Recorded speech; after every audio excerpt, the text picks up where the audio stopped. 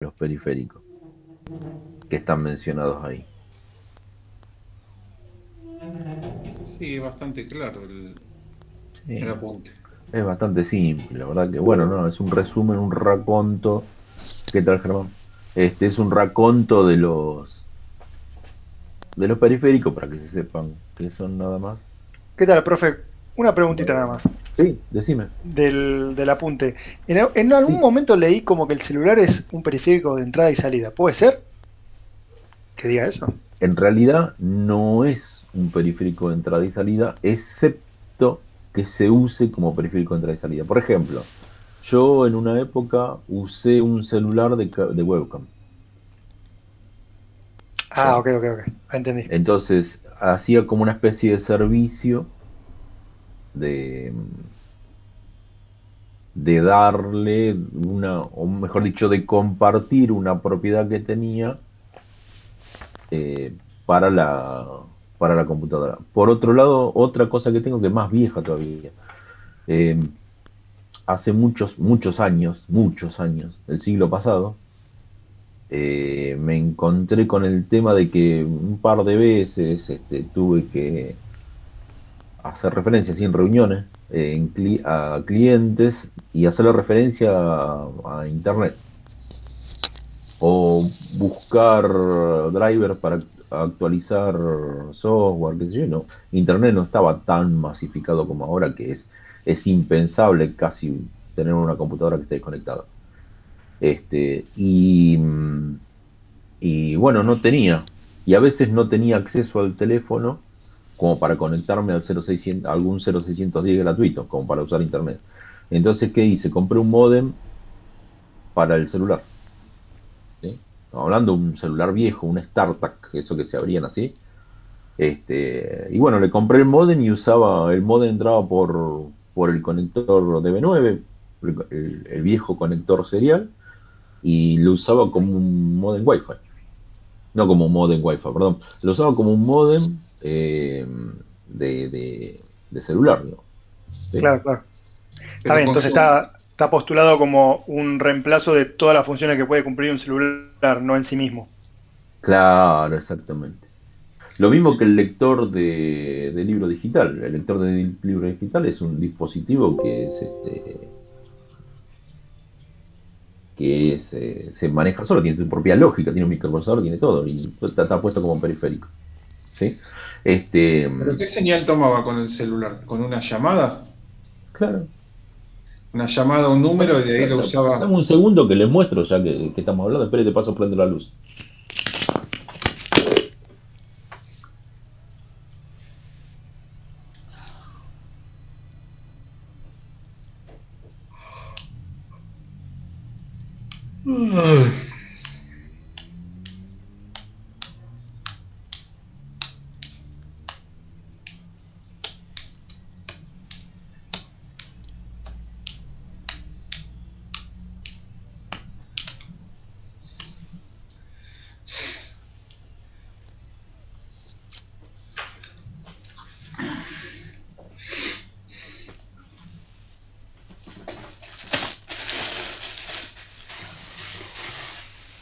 Después, profe, cuando pueda le hago una consulta, porfi.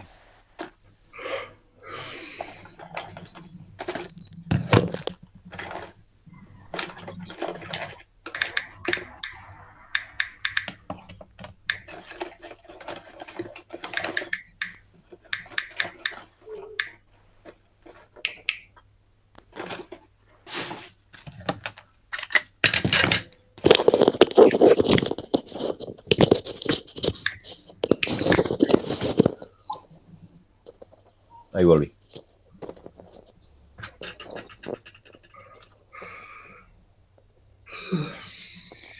¿Lo conocen?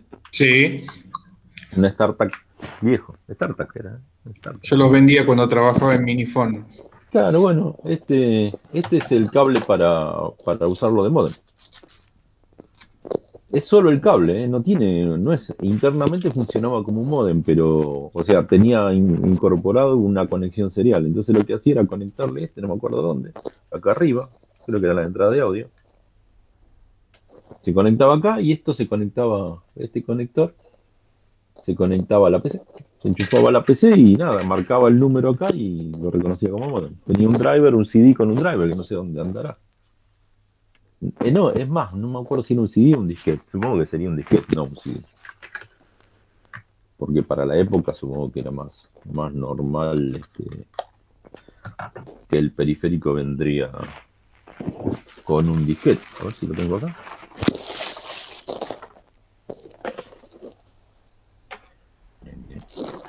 ¿Ingresar a alguien? No tengo el periférico. No sé dónde fue a parar, no lo tengo. Después ordeno bien. Es más, esto ni me acuerdo qué era. ¿O era esto? Ah, no. No, esto es de una Palm. No sé qué hace acá. Pensé que era un celular, no, es un conector de una Palm.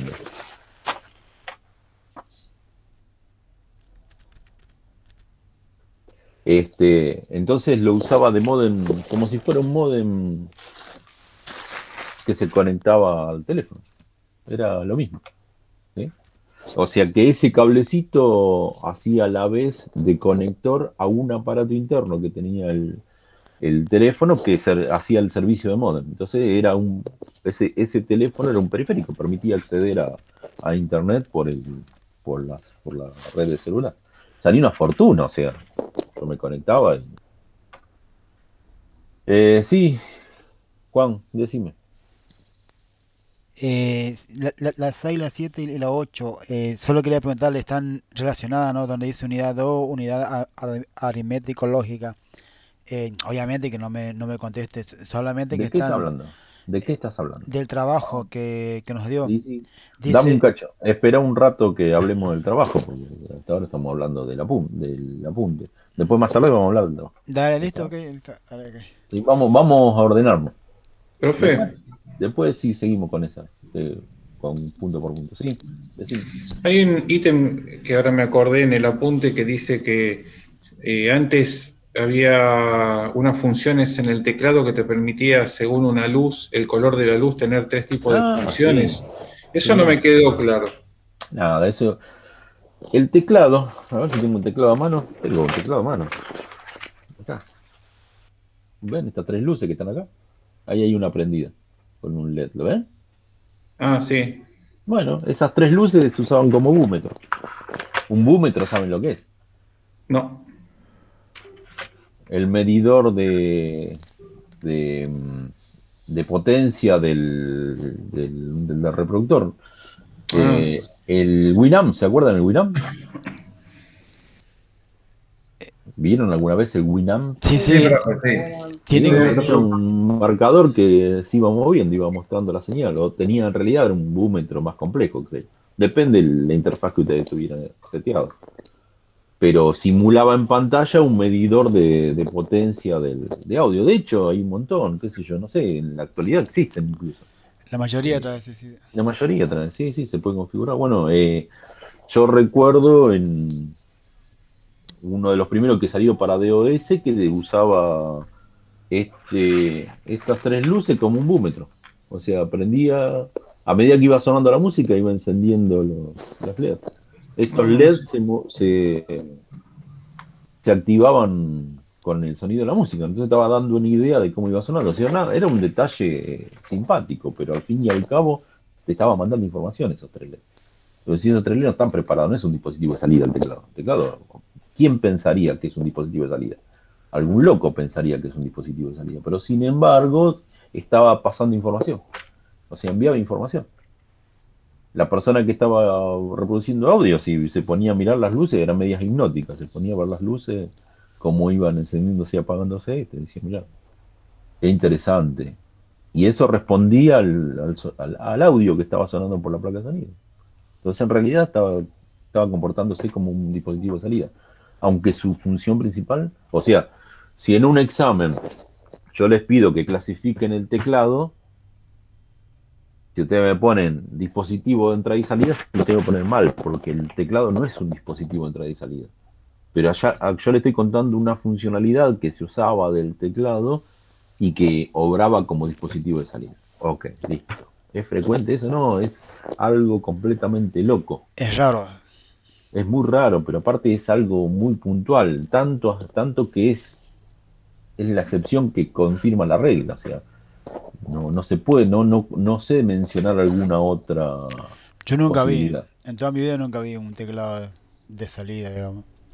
No, es imposible, pero bueno, para justificar esto que por ahí el límite es medio arbitrario de definir dispositivos como dispositivos de entrada y salida, porque desde el punto de vista, incluso cuando se ponen a programar a bajo nivel, o sea, si alguna vez se pone a programar en C y jugar un poco con el C, se darían cuenta de que ustedes pueden modificar arbitrariamente la configuración del teclado.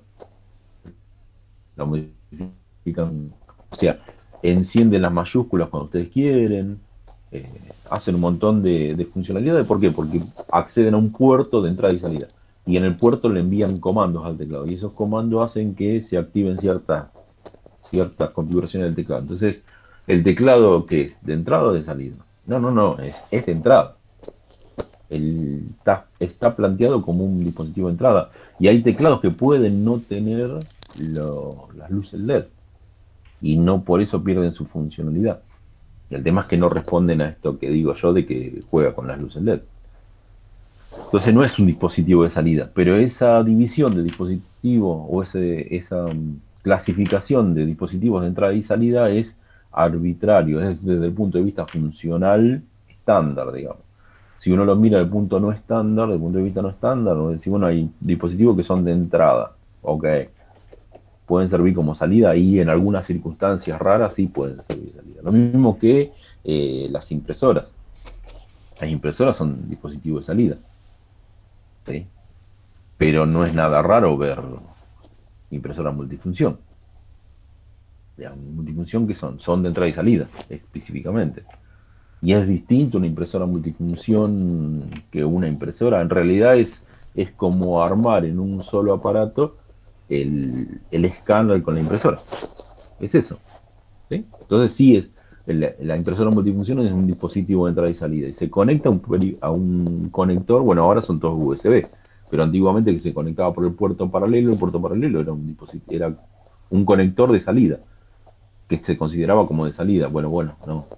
Había periféricos que usaban el teclado, la entrada en paralelo para entrada y salida. Nada, que esa clasificación es arbitraria. El tema es que se tiene que dar cuenta cuál es la funcionalidad principal del dispositivo. Por ejemplo, un lector ya casi no existen, pero un lector de DVD. Es muy raro ver, de hecho, si viene con un dispositivo de DVD, normalmente es de lectura y escritura en la actualidad. Ya vienen con posibilidad de grabación, pero antiguamente que venían los lectores de DVD no hay otra forma de usarlo más que de entrada. ¿Sí? ¿Se puede usar como dispositivo de salida? En este momento no se me ocurre. Algún loco podrá encontrar una funcionalidad que puede servir, qué sé yo, que con una alerta sea, por ejemplo, que retire la bandeja, por ejemplo. Cuando hay un error, que retire la bandeja. Y eso es una advertencia, o es una señal, o algo. Entonces se usa como un dispositivo de salida, porque está enviando una señal que alguien que está fuera de la computadora, o sea, alguien que es autónomo de la computadora, percibe como en este caso, como un bit de información. Recibe algo. Profe, el lector DVD, o sea, depende si vamos a instalar un sistema operativo, digamos, desde la DVD es como que si se comporta como entrada, pero si tenemos que grabar foto o algo de la computadora al DVD, parece como salida, o sea, ahí no sé cómo decirle, ¿cómo sería Es que entrada no me o salida o escuchaste. los dos? Es que no me escuchaste vos. Es que no me escuchaste. Yo lo que te dije es los dispositivos lectores de DVD. ¿Sí? No eh, las grabadoras, el lectograbador. O sea, en la actualidad, o los más recientes que usan dispositivos de DVD son lectograbadoras. O sea que son de entrada y salida. Ok, Ya son de entrada y salida. Pero ok. antiguamente existían dispositivos que eran solo de entrada. Tendría que buscar, yo debo tener alguna tirada por ahí, pero ahora no se me ocurre Sí, dónde sí, puede llegar a hace andar. muchos años, pero ahora la mayoría es todo lectograbadora. Es más, yo le pongo lectograbadora.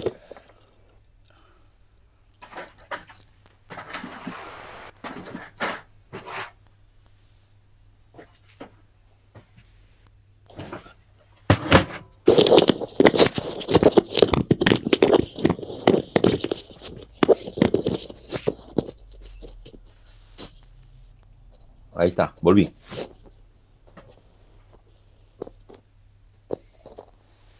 Esta no es grabadora. Esta no es grabadora, es solo lectora. Sí, sí, No graba. 24X, ya es vieja. No hay, es de CD incluso, ni siquiera es de DVD, es de CD. Es una lectora de CD. Ahí lo dice. No sé ni de qué año será esto, pero bueno, del 98. Febrero del 98, dice la etiqueta. Bueno, este dispositivo es solo de lectura, no graba. Este Sí, dispositivo sí. no tiene ninguna otra funcionalidad más que ser de entrada. Entonces, yo lo que digo es, yo puedo activar desde el sistema operativo que la puerta se abra sola. Hay una funcionalidad que hace el eject, que abre la puerta. O sea que en realidad, por estos conectores, que son, seguramente pasa algún comando que dispara que la puerta se abra sola. ¿Sí? Entonces, como se abre sola, recibe comandos desde la CPU. Por lo tanto, si yo pongo como una señal que cuando se abre cuando se abre la lectora significa algo, por ejemplo, el mismo sistema operativo podría llegar a decir, cuando ustedes lo instalan, de hecho el Linux en un momento lo hacía, creo, si no me equivoco, espero que no se me vaya todo al diablo acá. Ahí está. Uno instalaba el Linux y cuando se terminaba de instalar, solo abría la puerta del drive y decía extraiga el disco y reinicie la máquina. Exactamente. Sí, sí, totalmente, sí, sí. Entonces, si se comporta haciendo una acción que el usuario puede captar qué significa esa acción, es propiamente una acción de salida de datos. Está informando algo. En este caso, que se terminó de instalar el sistema operativo, uno puede estar cocinando por ahí, lo pone a instalar y nada, se pone a hacer la sopa. Y de repente se abre la puertita del DVD. Ah, terminó la instalación. Sí, Uno sí. asume que es una señal de terminó la instalación. Entonces, ¿es un dispositivo de salida? No, no es un dispositivo de salida, pero la funcionalidad es de Ok. salida. Entonces, eso es lo único que quiero decir. ¿Ok? Sí, ¿Qué sí. otra consulta me habían hecho que creo que no contesté? ¿No? Bueno, esperen, porque me pareció que no había contestado algo.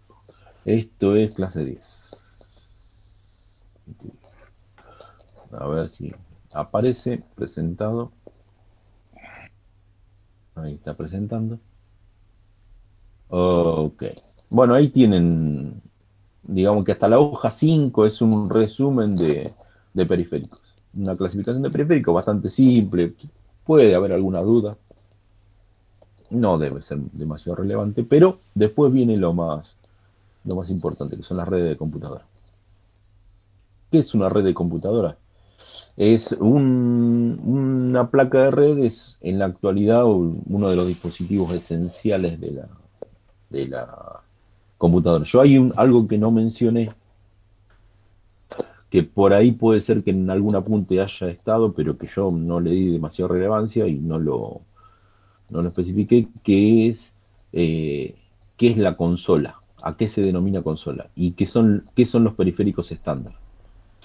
En principio, la computadora para funcionar requiere obligatoriamente, excepto que sea una computadora muy especial y que por algún motivo no lo requiera, pero si no, una computadora estándar requiere obligatoriamente de ciertos dispositivos para poder funcionar. Entonces, esos que se denominan dispositivos estándar o periféricos estándar son periféricos que están soportados nativamente por el hardware, o sea que tienen una funcionalidad estándar. ¿Qué dispositivos son esos? El monitor, que yo diría que excepto en los servidores es obligatorio. Una computadora sin monitor es como que no tiene sentido, aunque existen computadoras sin monitor. De hecho, la Raspberry Pi, que yo he mencionado varias veces, no contempla eh, en algunas implementaciones que se use un monitor, ¿sí? Por ahí se lo pone como un capturador de movimiento, o sea, se le enchufa una pantalla no, una cámara, y lo único que hace es conectarse por la red y enviar información, o se le conectan sensores. No necesariamente necesita obligatoriamente funcionar con una pantalla. Pero lo que sí, si uno le enchufa la pantalla, funciona de una. Está contemplado dentro del sistema operativo, dentro de la instalación y dentro del mismo hardware, la posibilidad, de hecho, incluso una GPU, una, un procesador gráfico, la Raspberry Pi, que está diseñado para manejar gráficos. Entonces se conecta la pantalla y sale en modo gráfico. Es absolutamente necesario que una computadora tenga una pantalla. Está dentro de los dispositivos estándar. El teclado es absolutamente estándar, ¿sí? También pasa el caso de que puede haber computadoras que no tengan teclado, no utilicen teclado, que sea circunstancial la conexión de un teclado. Pero en general, si una computadora, y antiguamente pasaba más habitualmente, si una computadora no tenía el teclado conectado, tiraba un mensaje de error y no arrancaba directamente. Error en el teclado, presiona una tecla para continuar. ¿Cómo es eso? Pero bueno, era así, era obligatorio el teclado. Otro dispositivo estándar es un dispositivo de almacenamiento estándar, ¿sí? Puede ser la disquetera o el disco rígido, pero no forman parte de la consola. Lo que se denomina consola es el teclado y la pantalla. Eso es lo obligatorio. De hecho, a ver si lo tengo a mano. Me desconecto un segundo.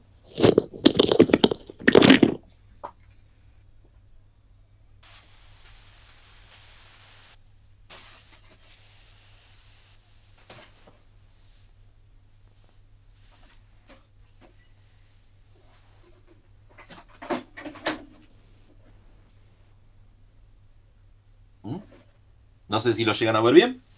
Está medio sucio ahora. Sí, sí, sí, se ve bien. No se me ocurrió que le Se iba a ve bien. mostrar. Está todo unido ahí, teclado, pantalla, todo junto.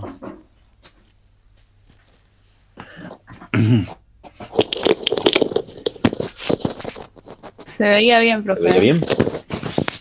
Sí, sí, sí. Eso es una terminal. Es una antigüedad. Sí, sí, es una antigüedad. Es una terminal de computadora. Eso no tiene un CPU, ¿eh? Tiene un CPU, un 6502. Pero no se puede utilizar como una computadora libre. O sea, si yo la arranco no hace absolutamente nada, pero nada hace, ¿eh? Nada, ni un cartel, no, nada. Para que funcione yo le tengo que conectar en la parte trasera, tiene tiene como 3 o 4 conectores, entre ellos conectores seriales, un par de conectores seriales. Yo lo tengo que conectar ese conector serial a una CPU que esté corriendo un sistema operativo multiusuario. Puede ser un Linux, por ejemplo, un Unix. Un Unix, yo le tengo que configurar el serial como TTI, ¿sí? Como dispositivo serial, y nada, utilizo esa terminal como una consola. Es eso, es una consola, como la consola de entrada de mi sistema Unix. Ah, me mataste, yo no tengo idea. La verdad que las controladoras MIDI no tengo idea, te soy sincero, no. O sea, sé lo que es un MIDI, qué sé yo, por ahí tengo algún dispositivo que está relacionado con los MIDI, alguna placa de audio que tiene MIDI y todo lo demás, pero nunca le Claro, digo nada. no, que son como, vos ves, por ejemplo, una controladora MIDI que parece por afuera, por lo ves, parece un piano, y en Sí. realidad esto, si no lo enchufás a una computadora, que es la que tiene el banco de datos de los sonidos, no sirve para nada. Ah, mira vos, no, la verdad que no tenía idea de Y eso. lo ves y parece un piano. Sí, sí, vos decís, es un órgano, este es un órgano, lo toco. Lo no ves hace y nada. lo ves y es como un órgano, pero en realidad si no tiene la data de los sonidos que está Claro, en la computadora, no hace nada. claro, es solo el teclado. Mira vos, interesante eso, sí, sí, sí, sí, sí, sí. Bien, es más o menos lo mismo, ¿sí? Es una terminal. Es una terminal boba, que se le denomina, ¿sí? Es una verdadera terminal boba. Eh, se conecta, o sea, yo no tengo un multiusuario acá porque no me da la capacidad, se me cae la casa abajo, si llegaría a tener una computadora multiusuario acá. Pero un Linux en una PC vieja, en las nuevas no, porque no tiene conector serial, excepto que compre un cable adaptador que transforma de USB a serie. Pero las computadoras viejas tienen conector serial. Y nada, le instalan un Linux y un Linux cualquiera, no importa. Y le conecto esa terminal y uso la terminal como teclado y pantalla, no hay problema. Y ese CPU no necesita, le tengo que entrar al BIOS y decirle que no use pantalla y que no use teclado. Que no me tiene ninguna advertencia si el teclado está conectado, porque no voy a usar el teclado y no voy a usar la pantalla. Arranca desde el dispositivo serial. ¿Mm? Bien. Nada, eso es una pavada. Otra cuestión de los periféricos es, ¿qué es un periférico estándar? El periférico estándar son aquellos periféricos que son administrados en forma directa por el hardware. O sea, que hay periféricos que pueden tener una funcionalidad estándar y funcionalidades avanzadas. La funcionalidad estándar, por ejemplo, la pantalla, la funcionalidad estándar es modo texto. Esa es la funcionalidad estándar. La mayoría de computadoras se conectan en modo texto con las pantallas, con los monitores. O sea que la placa de video trabaja sin necesidad de tener ningún driver en forma de texto. O sea, antes de cargar el sistema operativo, al menos el texto está soportado. En los sistemas en las computadoras modernas, incluso hasta el modo gráfico es estándar. Hay un modo VGA estándar que, por eso cuando la computadora arranca, tira imagen, el logo de la empresa, qué sé yo, y texto, con colores y todo lo demás. Eso es considerado estándar. Ahora, ustedes tienen una super computadora con una super placa de video con un montón de potencia, mucho más potencia que la CPU, porque quieren jugar y qué sé yo, y necesitan un monitor con una resolución espectacular. Y ustedes arrancan con ese monitor con una resolución espectacular y lo ven 80 columnas por 25 filas. Desperdicio total. No, esa es la forma estándar. Para que utilice las capacidades avanzadas de ese periférico, necesitan tener un driver para el sistema operativo. O sea, ya el modo de trabajo avanzado no estándar es propio del sistema operativo. Para eso existen los drivers. Los drivers lo que hacen es explicarle al sistema operativo cómo debe utilizar ese hardware, ¿sí? Cómo debe comunicarse con ese hardware. ¿Mm? Bien. Ok. Igual la clase que viene vamos a hacer referencia a lo que es un driver, más específicamente. Pero bueno, un driver es un conjunto de rutinas asociadas a un sistema operativo y a un hardware específico. Le explica a un determinado sistema operativo cómo utilizar mejor ese hardware, ¿sí? O sea, de forma no estándar. Al funcionar de forma no estándar, por ahí funciona. Normalmente va a dar más funcionalidad o por ahí funciona en forma más rápida, incluso. ¿Mm? Bien.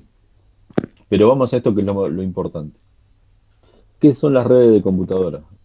Habíamos dicho que las computadoras, en la actualidad, pensar en una computadora aislada es medio extraño, existen, ¿eh? No es que no existan computadoras que no acceden a la red, pero en general todas las computadoras tienen la particularidad, o la propiedad, mejor dicho, de acceder a la red. O sea, trae conectividad como para conectarse de alguna forma a Internet. ¿Sí? Es lo más normal. Ahora no se piensa, en esta generación, no se piensa en computadoras aisladas, sino que la computadora forma parte de un ecosistema en la cual se comparten recursos. ¿Mm? Bien, entonces una característica muy relevante es lo que es una red de computadora. La red de computadora es algo que es una conjunción de hardware y software, pero que excede a la computadora misma. O sea, no es una computadora. Entonces, las redes de computadora tienen su propia estructura, su propia arquitectura. En principio, ¿cómo está compuesta una red de computadoras? Obviamente, las computadoras tienen, las computadoras no, las redes tienen computadoras que hacen uso de los servicios de comunicación de esa computadora. ¿Eh? Entre los servicios de comunicación se brindan servicios como, por ejemplo, de alojamiento, de almacenamiento, de distintos tipos de conexiones, servicios de multimedia, etcétera, etcétera, etcétera, que se trasladan por el sistema de red. Entonces, la funcionalidad no queda solo en la comunicación. Entonces, como primer elemento de las computadoras, de las redes, lo que tenemos son las computadoras. ¿Sí? Las computadoras son elementos de red. Se comunican con la red a través de un periférico que es la placa de red. Esa placa de red puede ser una placa de red estándar, de cableada, aquella que llevan las conexiones en forma de cable, que tienen por ahí, hay una imagen, esta es una placa de red cableada, y esta es una placa de red de tipo Wi-Fi, sigue siendo una placa de red. La única diferencia es que este se comunica por cables y esta se comunica por radio, digamos, por radiofrecuencia.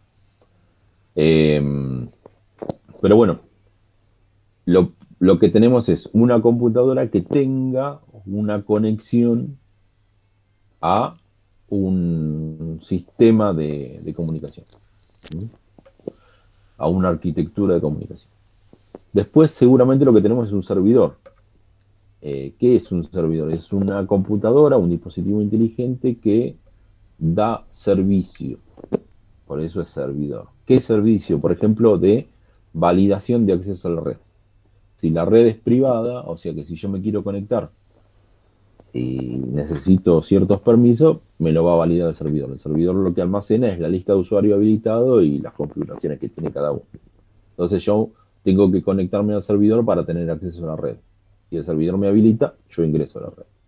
Pero también da otro tipo de servicios, servicio de alojamiento web, servicio de almacenamiento, servicios de base de datos. Cuando las bases de datos están distribuidas, hay computadoras que se encargan de almacenar los datos de la base de datos, ¿sí?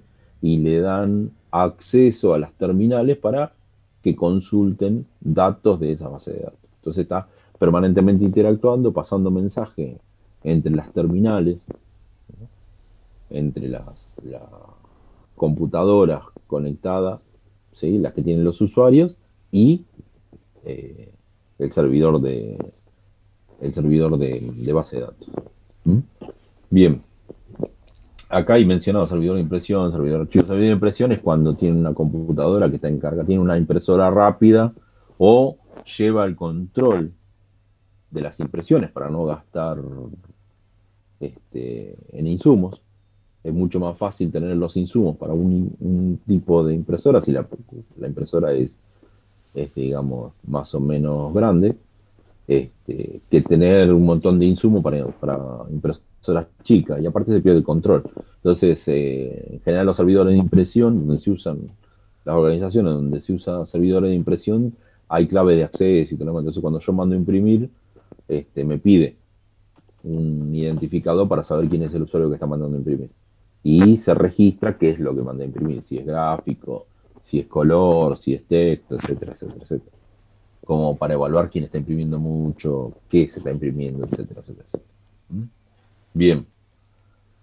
Ok, servidor de archivo, servidor de aplicación, cuando las aplicaciones se cargan desde un servidor, ¿sí? Servidor web, bueno, saben lo que es un servidor web, de correo y un proxy. Ahora después vamos a ser más específicos con el tema del proxy, ¿sí? Después las estaciones de trabajo, que son las computadoras a las cuales se conecta un usuario, esas se denominan estaciones de trabajo, o terminales, esa es la otra palabra por la que se reconoce.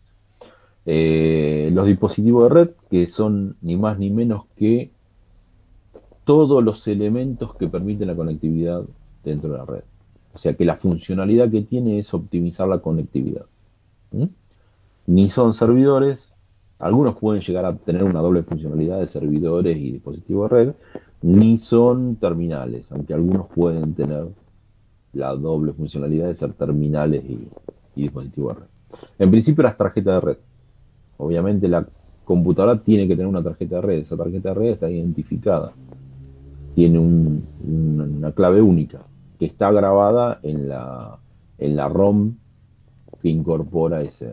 En realidad está grabado, no sé si necesariamente si es una ROM, pero tiene un registro con un número que la vuelve única en toda la red.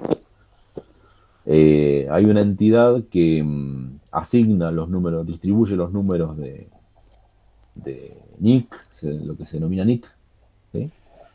Es la... ¿Puede ser la MAC, es el número que dice? No. bueno, sí, sí, sí.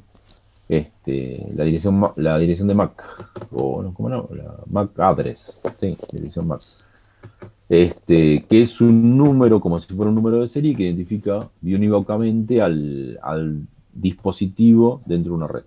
Entonces, es muy improbable, muy altamente improbable, de hecho se supone que no debería pasar, que dos dispositivos tengan el mismo número de MAC, ¿sí? Aunque en la realidad, desde el sistema operativo serios, como por ejemplo Linux, se puede establecer el número de MAC por software, con lo cual yo puedo ponerme en un modo en que simulo que tiene otro código, otro número, ¿sí? Aunque a nivel hardware tiene un número específico, cada uno de los dispositivos de red, ¿sí? Entonces la tarjeta de red tiene un número identificatorio que lo individualiza dentro de esa red.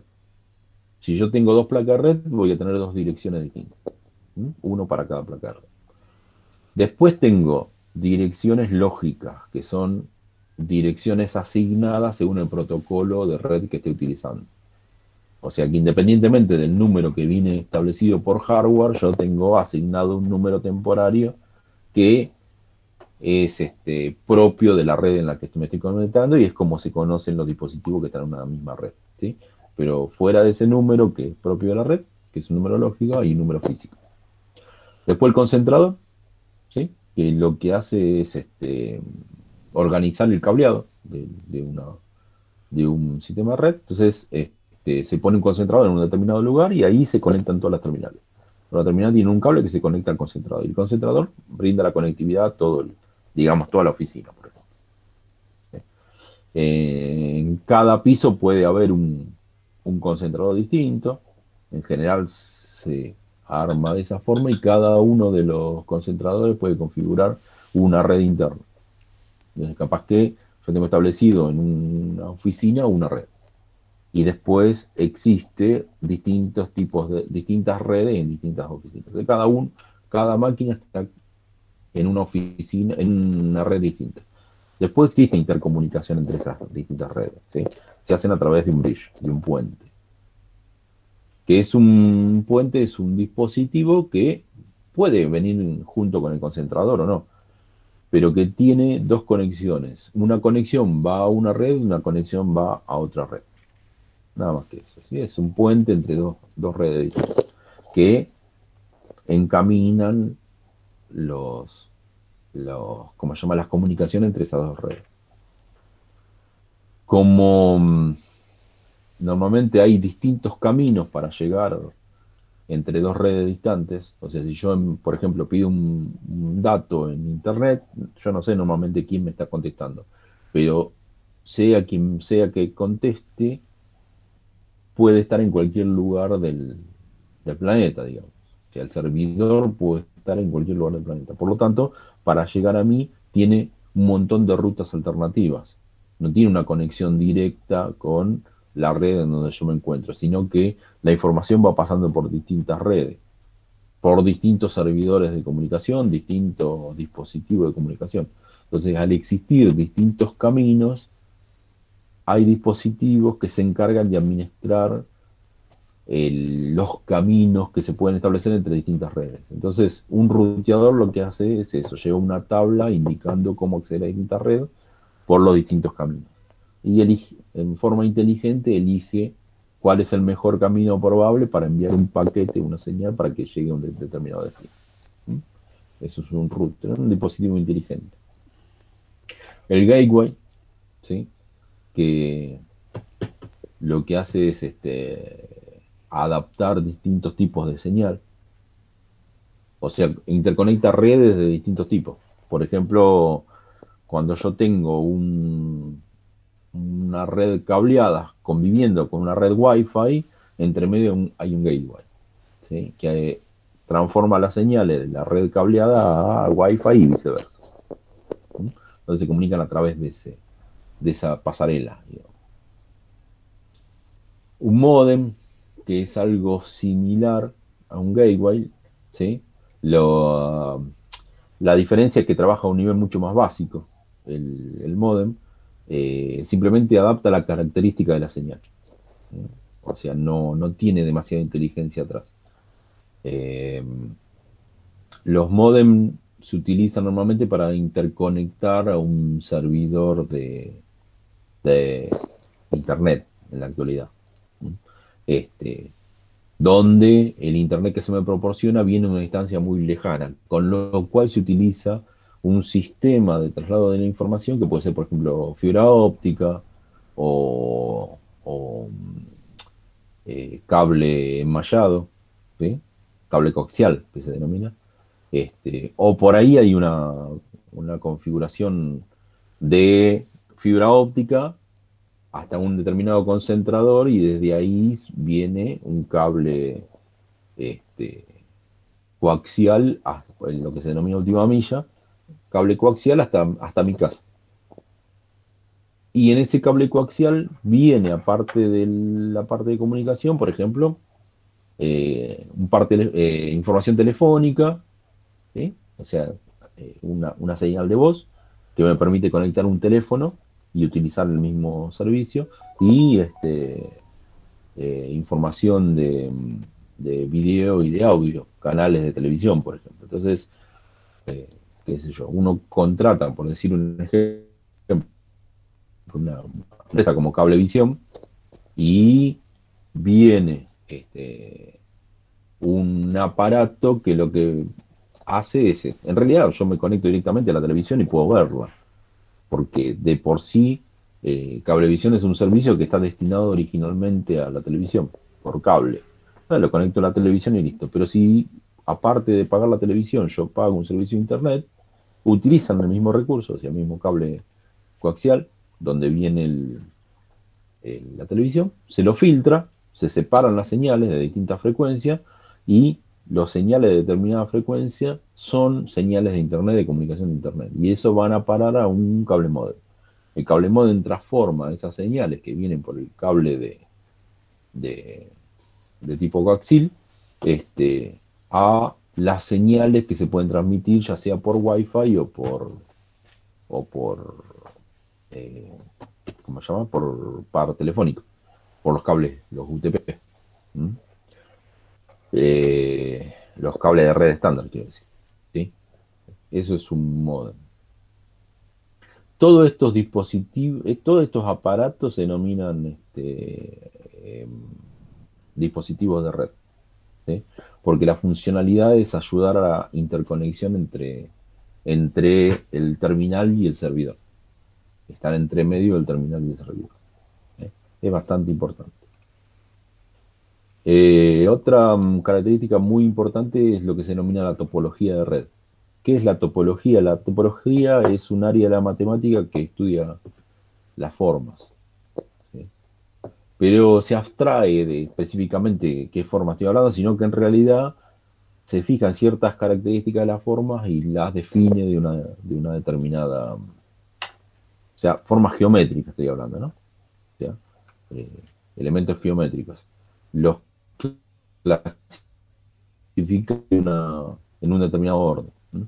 Agrupando por ciertas características. Entonces las redes no dejan de ser estructuras geométricas porque se configuran la geometría a través de los cables, ¿no? Cómo se conectan entre ellos. Aunque si uno piensa que por ahí tiene una conexión de tipo Wi-Fi, ya no hay cable. De todas formas entra dentro de una determinada topología porque simbólicamente se puede hacer una analogía con una figura geométrica. Entonces, las formas de conexión las distintas formas de conexión de las redes crean distintas topologías. Vamos a ver las topologías básicas, ¿sí? En bus, ya ustedes ya conocen lo que es el bus, lo he mencionado 1000 veces, pero como como un componente interno del microprocesador o de lo que interconecta los puertos de entrada y salida con los periféricos, ¿sí? Pero el bus es lo que se denomina una red troncal, o sea, un cable que transmite toda la señal, toda. Y a ese cable se conectan todos los dispositivos. Entonces todos los dispositivos escuchan los datos que circulan por ese cable. Solo uno puede hablar, o sea, puede hacer uso de ese cable para enviar información. Solo uno por vez. Todos los demás tienen que escuchar para saber si se están refiriendo a ello. Pero de todas formas tienen que analizar siempre la información que circula por el bus, porque a veces le puede tocar la información a ellos. Y a veces le puede tocar el permiso para enviar información al bus y que otro dispositivo escuche, o que todos los demás escuchen, ¿sí?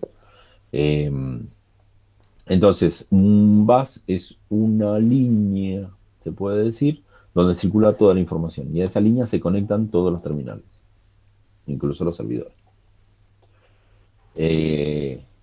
La red en forma de anillo, o sea, la topología de anillo, implica que una computadora tiene dos conexiones de red. Podemos simbolizar que sale uno hacia derecha y uno hacia izquierda, ¿sí? Es arbitraria lo que es derecho y la clasificación de derecha e izquierda, ¿sí? Digamos que se conecta a dos terminales o dos elementos de red. Y cada uno de los componentes de esa red se conecta a dos. Por lo cual siempre existe un camino circular que se retroalimenta, digamos. O sea que un terminal emite una señal, circula por todos los componentes de esa red y en algún momento vuelve al que la originó. Con lo cual se genera todo un circuito, ¿sí? O es posible que se genere todo un circuito. En realidad, la señal de una terminal va destinada a otra terminal. Entonces, circula por los dos caminos y en algún momento llega por alguno de los caminos, ¿sí? Cuando llega, esa terminal saca la señal, ya la interpreta, la usa y no la vuelve a replicar. Si toma una señal y esa señal no es para esa terminal, la replica en la otra terminal. Entonces la envía. ¿Para qué? Para que le llegue al destino. Entonces por dos caminos le llega la misma información a cada uno de los elementos. Obviamente uno lo recibe y el otro lo descarta, excepto que tenga errores, con lo cual lo recibe, decodifica y espera que llegue la otra señal para corroborar, a ver si viene sin errores. La red del anillo, si una terminal se cae, tiene la particularidad de que no afecta a la funcionalidad de la red, aunque se vuelve más lenta, porque en realidad hay un único camino que une dos terminales. Ahora el problema es si se caen dos terminales. Si se caen dos terminales, interrumpe la señal entre dos partes de la red, ¿sí? Si las terminales no son vecinas. Entonces se conforman dos subredes. Ese es el único problema. Imagínense que se caiga esta terminal y se caiga esta terminal. Entonces queda una subred de dos terminales y una subred de cuatro. Cosa que en el bus no pasa. Si alguna terminal del bus se cae, excepto que meta interferencia en los cables, que meta ruido en los cables o haga caer la impedancia de señal de los cables, excepto que pase algún tema eléctrico, digamos, si la terminal se cae porque se resetea, porque se cuelga o algo, no afecta para nada el funcionamiento del bus, porque todas las señales se transmiten por el canal central, digamos. Otra topología que hay es la topología estrella, donde existe un servidor en el centro, ¿sí? Que es el que se interconecta con todas las terminales. ¿Sí? Tiene un aparato, digamos, que sería como una especie de hub. Hay distintos nombres según el tipo de red. Según la red, como son dispositivos físicos distintos, reciben distintos nombres los equipos de red. Pero tiene un servidor, tiene No necesariamente para un clúster, no. No, eso de clúster o racimo es un conjunto de algo, pero puede ser arbitrariamente aplicado para un montón de cosas, lo que es un clúster. Específicamente tienen muchas interpretaciones, por eso no sé específicamente al que te puede estar refiriendo. Pero bueno, eh, lo que es la red en estrella tiene un nodo central, que es el servidor central, y de ese servidor están conectados todas las terminales. Con lo cual, para que una terminal se conecte con otra, tiene que mandarle la información al servidor y el servidor replicarla en la terminal que corresponde. Entonces, el servidor que está en el centro es la computadora más poderosa en términos comunicacionalmente hablando. Está destinada a administrar las comunicaciones, ¿sí? El tema es que si se cae ese servidor, se pierde todo. No hay ninguna que sea la mejor. Olvídate, Juan. Según las características que vos necesites para la red, usás distintas topologías.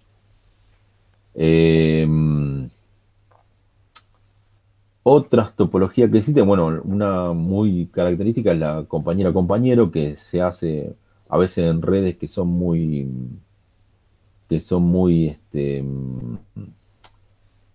efímeras, digamos.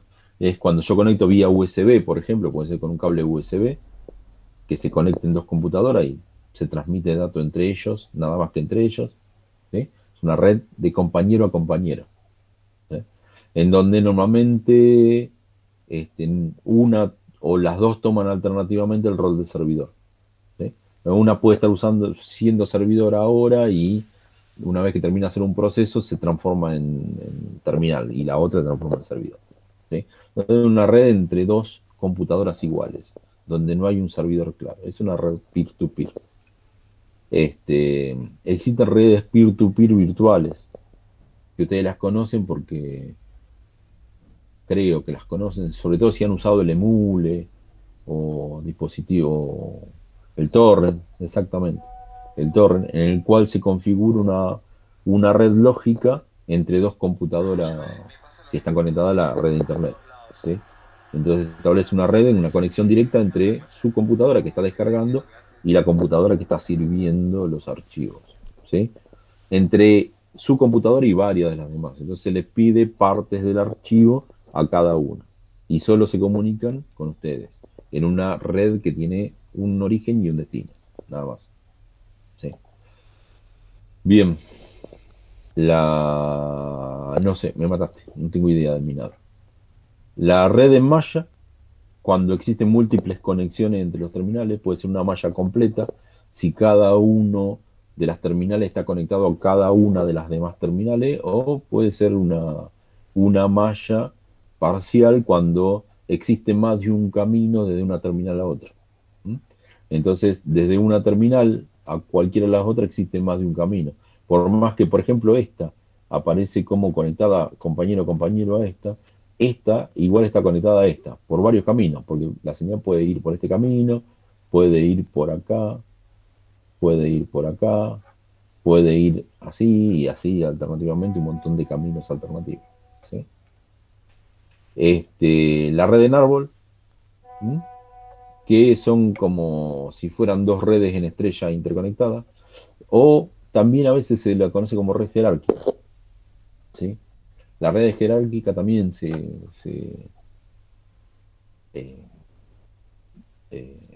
las conoce como redes.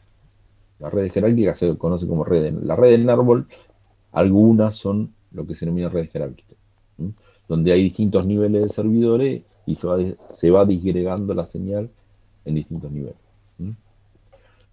Por ejemplo, puede haber, vamos a suponer en una empresa, un servidor de base de datos conectado a un concentrador. Ese concentrador reparte a cada uno de los pisos del edificio toda la señal y a su vez cada piso tiene un concentrador propio. Entonces, esta red es en forma de árbol. Esta es una red, una subred o un conjunto de computadoras conectado a un concentrador, que es parte de una red grande.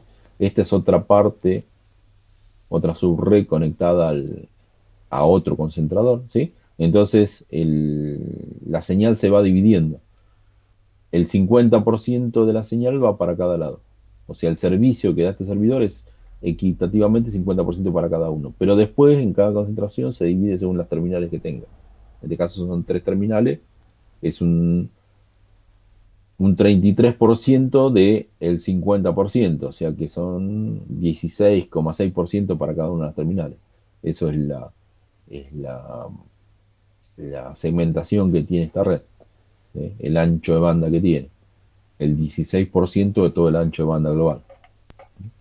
La red Token Ring, que en la actualidad no sé si existe, yo una sola vez la vi instalada una red, una estructura de Token Ring.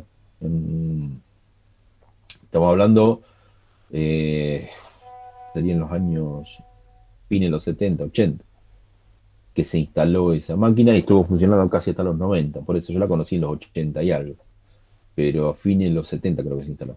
Era una red IBM que había en Santa Fe, una organización de investigación. Y funcionaba como Token Ring. ¿Qué es Token Ring? Es un anillo, pero a su vez cada computadora está conectada entre sí. Entonces o sea, cada computadora formaba parte de un anillo de conexiones, pero a su vez todas estaban conectadas a un servidor. O sea que tenía tres conexiones, perdón. En realidad eran dos nada más. Bueno, no me acuerdo bien cómo era físicamente. No me acuerdo. De hecho, creo que tengo por ahí tirado. No sé ni dónde está.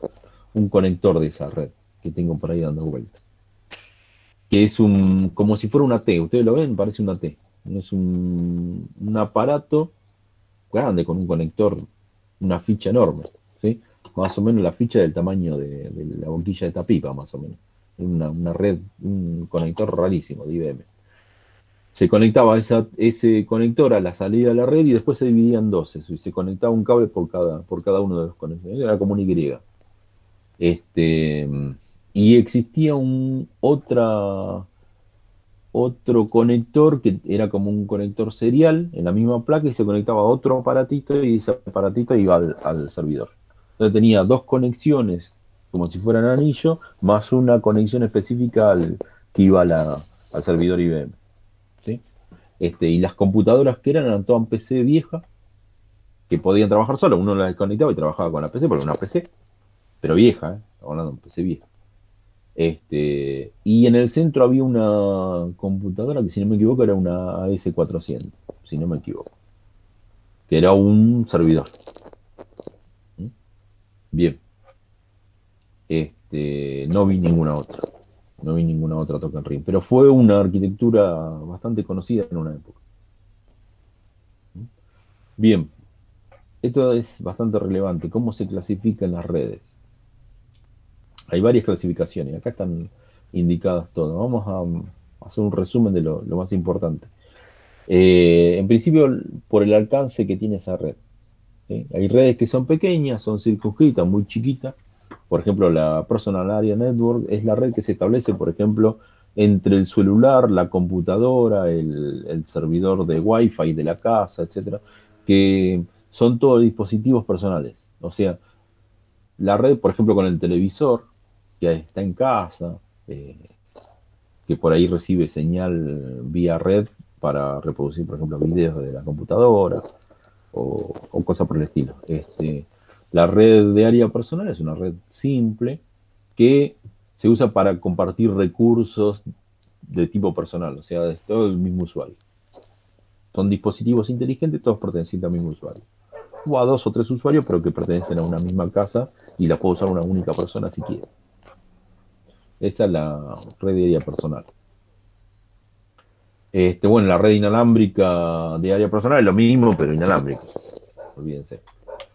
Lo que se denomina red de área local, que normalmente abarca un conjunto de computadoras, no muy grande, puede ser grande, según lo que nosotros denominamos grande, digamos que tiene un límite teórico de cientos de computadoras, digamos, pero en general es una cantidad reducida de computadoras. Por ejemplo, la que puede haber en un centro de cómputos. Dentro del ESBA, por ejemplo, si ustedes van al centro de cómputo del ESBA, hay una red de área local. ¿Sí? O sea, todas las computadoras tienen una dirección determinada y responden a un único servidor que les da la conexión. Y les permite salir a internet, ese servidor. Pero bueno, todos tienen una dirección propia de la red. Y está dentro de dos o tres aulas.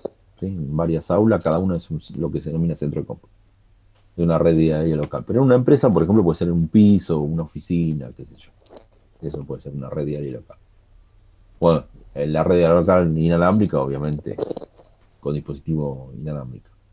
La Campus Area Network, o red de área de campus, es cuando una red que se circunscribe a varios edificios. O sea, que combina distintos tipos de conexiones para alcanzar no solamente un único tipo o tipos de área cercano, digamos, sino que involucra un área geográfica reducida. Por eso de campus, porque originariamente donde estaba más extendida en las universidades. ¿Sí? Por eso el nombre de campus. ¿Sí? Involucran varios edificios, digamos, dentro de una organización única. La red de área metropolitana, o MAN, que es una red que se distribuye por toda una ciudad, un pueblo. ¿Sí? Por ejemplo, la red de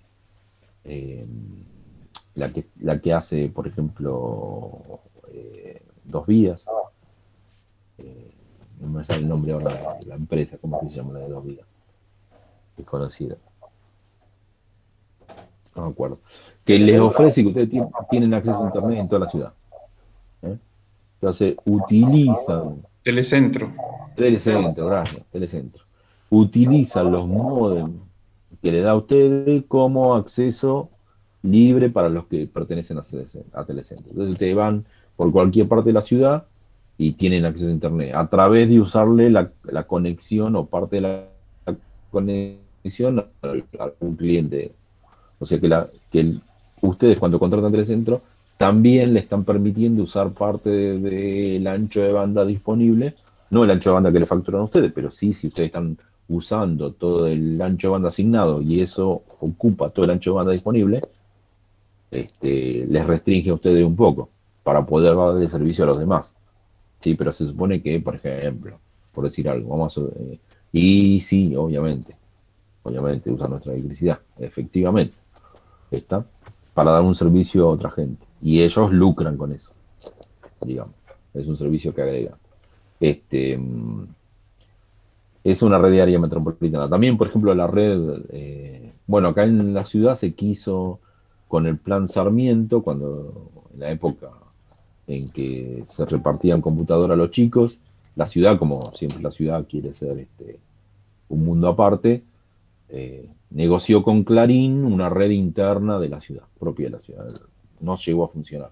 Pero se supone que con las computadoras que se daban por el plan Sarmiento tenían acceso libre a una red que se iba a distribuir en todo Buenos Aires solo para fines educativos. Que estaba controlada por el Ministerio de Educación de la ciudad. ¿Sí?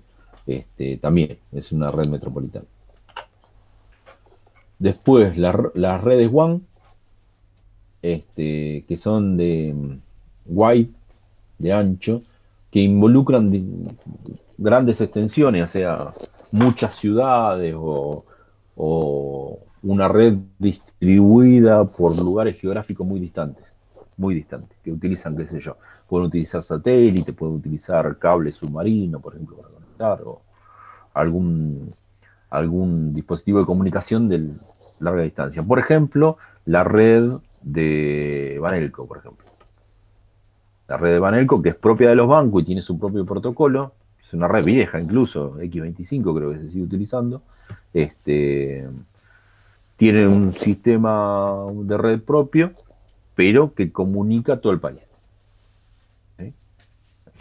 Y bueno, desde la terminal de un banco ustedes pueden acceder a su saldo que está almacenado en un servidor que está acá en Buenos Aires, por ejemplo.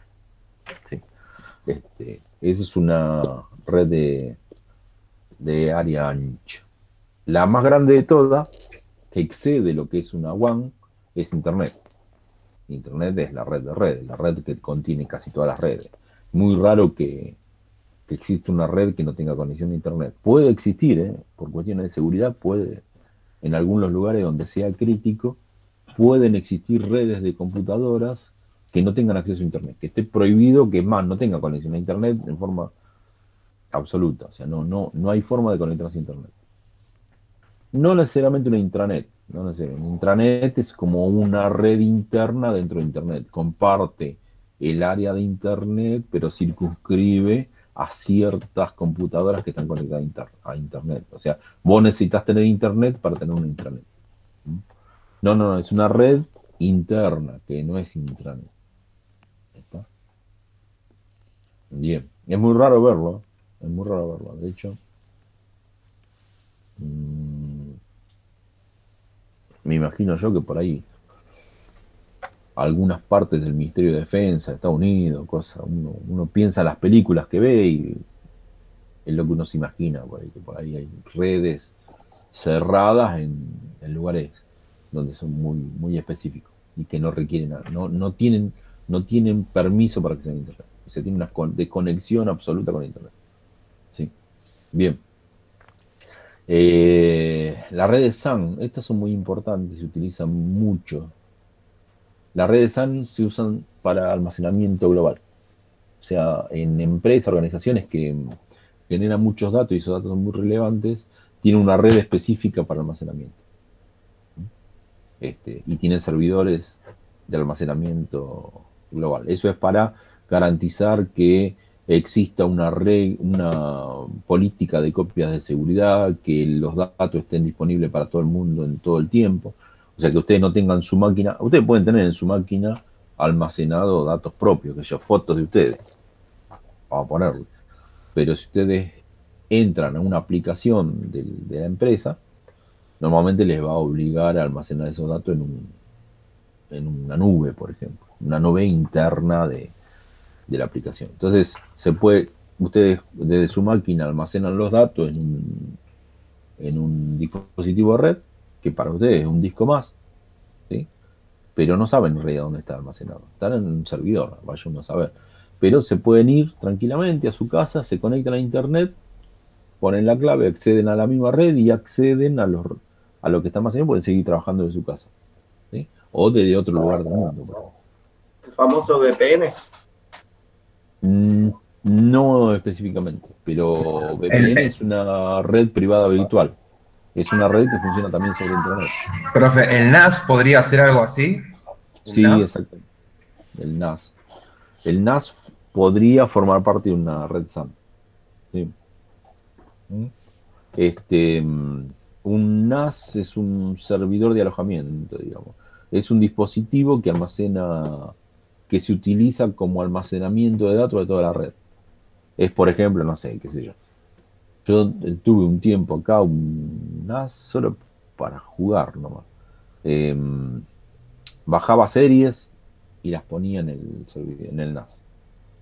Y después de la televisión de la Smart, me conectaba al NAS y veía la serie. Como no me la dejaban ver nunca, la verdad no me la dejaban ver nunca, si yo la bajaba para verla, no la veía. La terminaba viendo de mi máquina, el SAN fue a parar al diablo. O sea, cuando me empezó a molestar, lo saqué.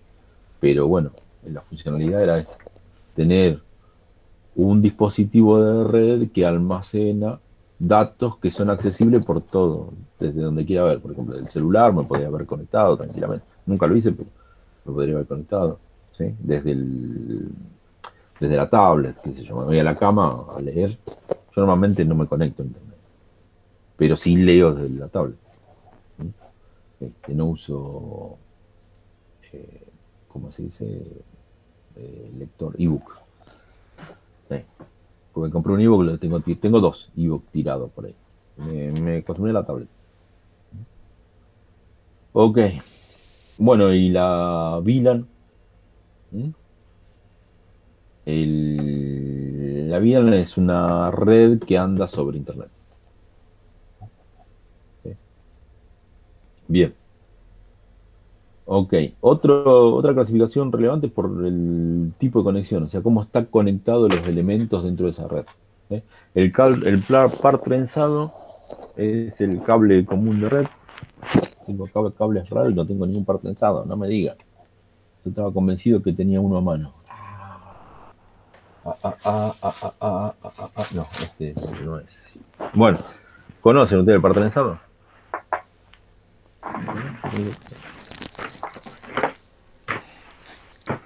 Es el cable que nos conecta con el RJ45 de internet. Sí, señor, exactamente. Exactamente. Tenía uno, supe tener alguno desarmado por ahí dando vuelta, pero no tengo ganas de andar buscando. Ya hice demasiado desparramo. Pero bueno, es el que se conecta a la placa de red. O sea, es el que se conecta a esta placa que se conecta acá. Exactamente. ¿Sí? Ese es el par trenzado. El par trenzado puede ser de un solo par, como el cable telefónico. De hecho, antiguamente el cable de red era el cable telefónico. ¿Sí? O un conjunto de pares trenzados que dan mayor velocidad. ¿Sí? Yo le dije toda la vida Ethernet, cable de Ethernet, ¿está mal? No, creo que no. No. Creo que no, lo tendría que pensar. Patchcord, no sé lo que es Patchcord. UTP también, sí, puede ser UTP. Escuché hablar Patchcord, pero como no estoy en la parte de red, la verdad que no, yo soy desarrollador, no es una palabra críptica para mí que es el Patchcord. Pero sí oí hablar de eso. Bueno, el par trenzado es eso, es al menos dos cables que para bajar la pérdida se los trenza. ¿Sí?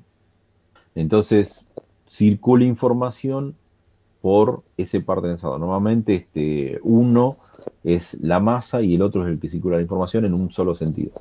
¿Sí?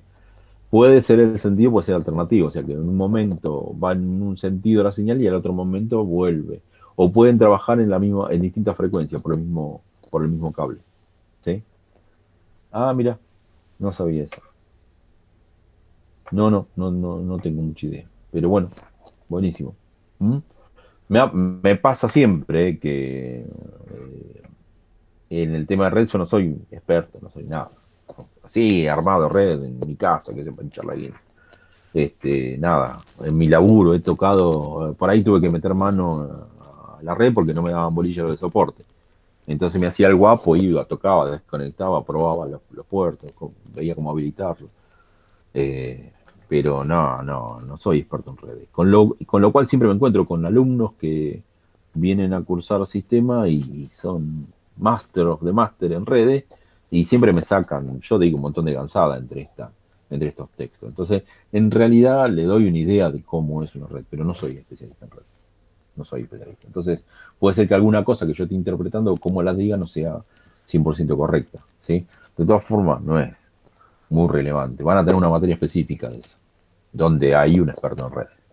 O por lo menos más experto que yo, seguro. ¿Está? Sí, sí, Juan. Bien. El cable coaxial, ya lo conocen ustedes, el que tiene un alma de cobre, o sea, el centro, tiene un cable en el centro que es el que transmite la información y una malla alrededor que aísla ese cable, entonces permite alcanzar grandes distancias. Fibra óptica, ¿sí? Todos conocen la fibra óptica, creo que la han visto, supongo yo. Nada, hay fibra óptica, no se ve, no es muy frecuente verlo, pero por ejemplo hay dispositivos, yo tengo un dispositivo de audio, el televisor que tengo no tiene, no sé, nunca le pude configurar la salida por el HDMI, la salida de audio por HDMI, no lo sé, no sé cómo activarlo, pero tiene una salida de audio por coaxial, entonces nada, compré el equipo de sonido tiene una entrada de audio ¿cómo se llama? Por fibra óptica. Un pedazo de fibra óptica se enchufa a un lado, se enchufa al otro y listo. Sí. Este es el único dispositivo de fibra óptica que he manipulado. Ahora, en mi laburo hay fibra óptica, yo sé por dónde pasa la fibra óptica y todo. De hecho, ha pasado, antes trabajaba yo en en una oficina que nos daba servicio de internet, nos daba economía, el Ministerio de Economía. Y la señal salía por fibra óptica, no sé por qué, porque no existía en la época en que se pusieron los, los, los canales, digamos, no me acuerdo cómo se llaman, los dispositivos esos, las cosas esas metálicas que se usan para poner cable. Y nada, salía un cable, bajaba y salía por la parte superior de una puerta, de una banderola. Por ahí pasaba el cable. Un día contrataron gente para pintar y vinieron unos cables, lo cortaron, pintaron y entregaron el trabajo, cobraron, se fueron. Y se nos cayó, estuvimos como 3 meses sin internet. Tuvimos que poner internet, o sea, pedir que instalen un servicio de internet no me acuerdo ahora si era DSL o qué, y usábamos la DSL, nos peleábamos por el DSL porque el ancho de banda nada que ver con el de la fibra óptica. Para tener conectividad, pues necesitábamos para laburar. La verdad que no sé, sí, supongo que sí, que es la más rápida la fibra óptica, no sé, no soy especialista, pero sí, se supone que cuando se necesita mucho ancho de banda y mucha velocidad, se usa la fibra óptica, porque por más que por la fibra óptica existan rebote de la señal, de todas formas viaja a la velocidad de la luz, la señal, así que es casi instantánea. ¿Sí? Creo que lo más rápido, y depende de la construcción de la fibra óptica, es mayor el ancho de banda o no. ¿Sí? Entonces, nada, es efectiva por eso, pero por contrapartida es un poco más frágil que las redes, sobre todo en los conectores. Y si hay señales demasiado extensas, hay dispositivos que se encargan de reforzar la señal, o sea, reciben la señal de fibra óptica y la replican. ¿Sí? Son amplificadores, exacto, repetidor. ¿Sí? Bien, estos medios que está los cables, fibra óptica, dependen de dónde se puso el cable, por lo tanto es lo que se denomina medios guiados. Se denomina medio guiado por eso, porque por donde se distribuye, circula la señal. En cambio, hay medios que no son guiados, que son irradiados, ¿sí? Obviamente, por señal de radio, por infrarrojo, por microondas, ¿sí? O sea, por radio, obviamente, hay un emisor de radio que envía señal y espera que otro dispositivo lo escuche, o un montón de dispositivos lo escuchen. Lo que pasa que, bueno, está codificado por un dispositivo específico. Pero no se sabe, no hay una conexión directa entre un dispositivo y otro, simplemente por el medio. Se irradia la señal a todo el medio, esperando que el otro lo capte. ¿Sí? Que es lo que sucede, por ejemplo, con el Wi-Fi. Nosotros ponemos el Wi-Fi en algún lugar central de la casa para que irradie la mayor amplitud posible. Si uno lo pone escondido en algún cuarto con puerta y todo lo demás, no llega a ningún lado la señal esa, porque no tiene tanto alcance. Y sobre todo si hay paredes de intermedio y todo lo demás. Entonces, los dispositivos por ahí tienen conectividad, cuando tienen una señal casi directa, que les llega más o menos irradiada en forma directa, y por ahí se mueven de lugar y no llega la señal. Entonces necesitan repetidores de esa señal, ¿sí? Que existen. Las moléculas del aire para transmitir el Wi-Fi, no, se supone que son señales de radio el Wi-Fi, no usan las moléculas. Se supone que, no sé, es una cuestión física que tendría que estudiarlo porque no me acuerdo, la verdad. En alguna época, hace muchos años, cuando era joven, sabía, por un tema que tenía un amigo que era radioaficionado y nada, me enganché a ver qué corno hacía. Y nada, y aprendí un poco. A mí no me pegó mucho, pero me divertía mucho. Sobre todo escuchándolo y qué sé yo, con las cosas que transmitía. Pero bueno, sabía en una época, pero ahora no. Sí, es muy interesante. Bueno, infrarrojo es señal infrarroja, obviamente. ¿Sí? En la red por infrarrojo tiene que haber visibilidad, o sea, tienes una antena que irradia señales infrarrojas y un receptor. ¿Sí? Tiene que, ojo con eso porque las señales, el infrarrojo está muy cercano al calor, entonces si hay algo intermedio lo quema. ¿Sí? No lo cocina, digamos, pero bueno, es medio complicado el tema del el enlace de infrarrojo. Y tiene que tener visibilidad. Ustedes lo saben por el control. Si el control remoto de la televisión es infrarrojo. Si ustedes ponen la mano adelante y presionan, el televisor no anda. O si le ponen un muñequito o algo, agarra, se compran esos muñequitos cabezones que hay ahora, que están de moda, se compran el muñequito de, no sé, el increíble Hulk. Y lo ponen delante de la tele para hacer facha y ustedes después quieren cambiar el canal y, ¿qué pasa? ¿Por qué no anda? Ah, porque le tapé el receptor. Me lo corren y listo, y funciona. Pasa. Microondas es más o menos lo mismo que infrarrojo. ¿Sí? También utiliza microondas como las microondas del- de la cocina, pero bueno, no sirve para cocinar, es para comunicar. ¿Sí? Son medio no guiados. Después, otra clasificación es por la relación funcional, o sea, cómo están establecidos los elementos dentro de esa red. El modo cliente-servidor, eso significa que hay una computadora que da servicio, que no hay ningún usuario en esa computadora, sino que le está dando servicio a todas las terminales, y los clientes, que son quienes utilizan los recursos de ese servidor. Y la red entre iguales, o peer-to-peer, que era la que mencionamos hace un rato cuando se conectan dos computadoras entre sí. Eso, están, están ambos trabajando al mismo tiempo y ofreciendo ese servicio entre ellos. Bien. Por la tecnología, esta otra clasificación, la red punto a punto, ¿sí? Donde las conexiones son entre dos máquinas. Es una red punto a punto, pero por ahí hay algún dispositivo que internamente tiene un montón de conexiones. Entonces permiten que haya una llegada de esa señal a distintas terminales. ¿Sí? Pero esencialmente la conexión entre una computadora y otra es directa. Es una red punto a punto. ¿Mm?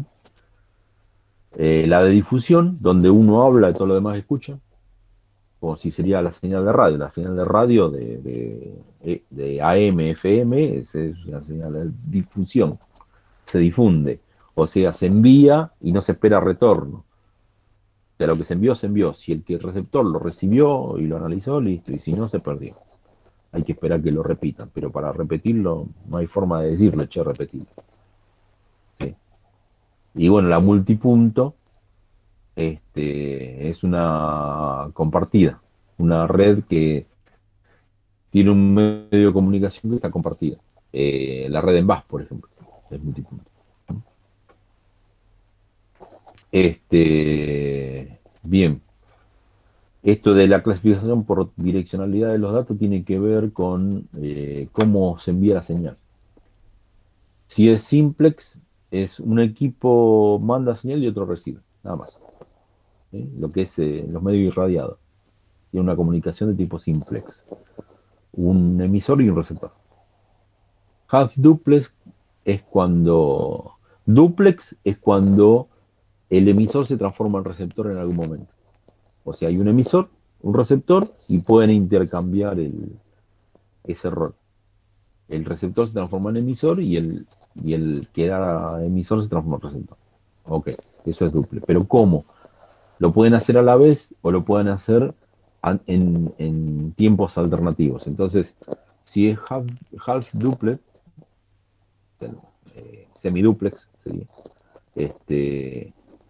uno habla, el otro escucha. Y eso en un momento de tiempo hasta que pase toda la señal necesaria que envíe el emisor. Cuando el emisor deja de transmitir o pasado cierto tiempo, más o menos tolerable, se intercambian los roles. El que era emisor pasa a ser, el que era emisor pasa a ser receptor y el que era receptor pasa a ser emisor. Entonces la información fluye en el sentido inverso. Que puede ser por un cable, por ejemplo. Un cable half duplex envía señal en un sentido y en otro momento envía señal en otro sentido. Con un solo par de cables, en general, la información que se establece es de ese tipo. Ahora, puede ser full duplex. Eso significa que cada dispositivo es a la vez emisor y receptor. O sea, tiene un canal de emisión y un canal de recepción. O sea, que está emitiendo señal a la vez que está recibiendo señal. O sea, que está operando en forma dual. Eso es full duplex, que va en ambos sentidos la señal. Una información sale, pero al mismo momento hay información que entra. Eso es el tema de la clasificación por direccionalidad. Eso tiene que ver más que nada con por ejemplo, los cables UTP, según cómo se configuraban, podrían funcionar en half duplex o full duplex, ¿sí? Según la cantidad de pares que tenía. Entonces, los dispositivos de red admitían distintas conexiones con distintos cables. O sea, había cables que en una época eran mucho más caros, lo que eran full duplex, y eran más baratos lo que eran half duplex, ¿sí? Que tenían creo que 4 pares, si no me equivoco. No, pero es algo muy viejo lo que estoy diciendo. Bueno, por grado de autentificación, ¿sí? Si es una red privada o una red pública, eso es. Sí, no, hace un montón de tiempo que tienen 8 pares. Un montón de tiempo que tienen 8 pares.